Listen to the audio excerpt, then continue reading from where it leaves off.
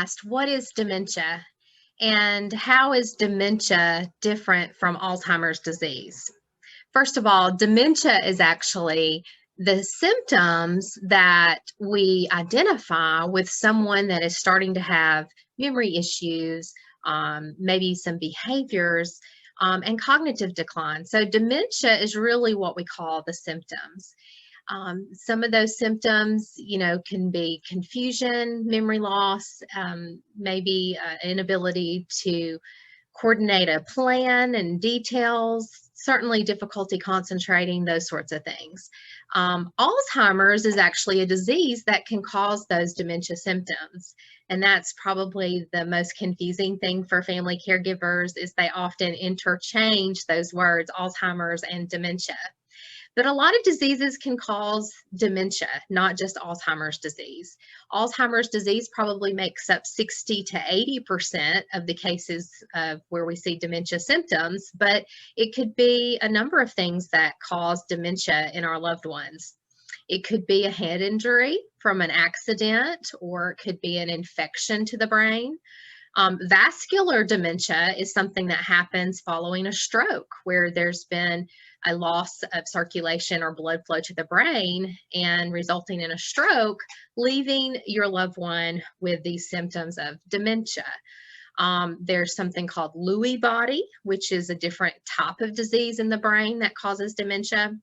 We even see that patients that are diagnosed with Parkinson's disease may have these symptoms of dementia. And so as we think about what is dementia, just know that a dementia diagnosis is more about the symptoms than it is the disease. Now, Alzheimer's disease, as well as some of the other diseases that I mentioned, it literally changes the brain. The cells in the brain maybe become tangled. Those cells begin to die, and the makeup of the brain changes with diseases like Alzheimer's disease. And that's why you see so many odd behaviors as a result of that, and then the dementia that ensues from the changes in the brain. Now, in particular Alzheimer's disease, there are different stages that we see that could last anywhere from, 1 year to 10 years, as your loved one may go through these different stages of Alzheimer's, and the level of dementia and symptoms that they experience may change over time. With many progressive diseases like Alzheimer's, it progresses slowly over a long period of time. So we see changes in behavior, changes in concentration, and certainly memory loss as the loved one goes through those stages of Alzheimer's, and in this case, those dementia symptoms that you see. So most of the dementia that we see, definitely affects the person's ability to take care of themselves and their ability to perform daily tasks, such as bathing, preparing a meal, being able to take their medicine correctly. And those are the things that usually as caregivers are the most challenging aspects of dementia. There are a lot of safety concerns. And as we think about behaviors that come along with dementia, as a caregiver, I encourage you to consider what are the behaviors that need to be managed. Not all behaviors have to be managed, but I would say identify those that are putting your loved one or you at personal risk or harm, and certainly at emotional risk and harm.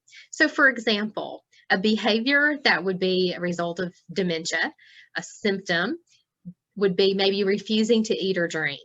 That certainly would put your loved one at risk for physical harm. An example of a behavior that would put your loved one at risk for emotional harm would maybe be, acting oddly that would embarrass them, whether it's in the clothing that they wear or in some of their behaviors or things that they say, things that put them at emotional risk or harm, things that would embarrass them or, cause ridicule to them. And so As we learn more about dementia in our loved ones, also know that dementia symptoms may vary from patient to patient. And just because you had experience caring for your grandmother who had symptoms of dementia doesn't mean that the same experience is going to be true when you're now caring for your spouse, because those symptoms of dementia do look differently in each individual. We're still learning about the brain and how it works, and that's one of the aspects that we know is different for each individual. So as a family caregiver, hang in there. Dealing with dementia can be difficult and challenging, but understanding the process and the disease, the underlying cause of dementia may help you to navigate those symptoms, and know that dementia is being caused by brain damage of some sort, whether it's an Alzheimer's disease patient or a vascular disease through a stroke, or maybe someone who's had a head injury. Those symptoms of dementia that your loved one is experiencing is not something they can control. It is something that's caused by brain damage, and it's up to us as caregivers to learn how to best support that person and take care of them based on what they can do. And we want to encourage independence as much as possible. So thank you for joining me today to learn just a little bit more about what is dementia.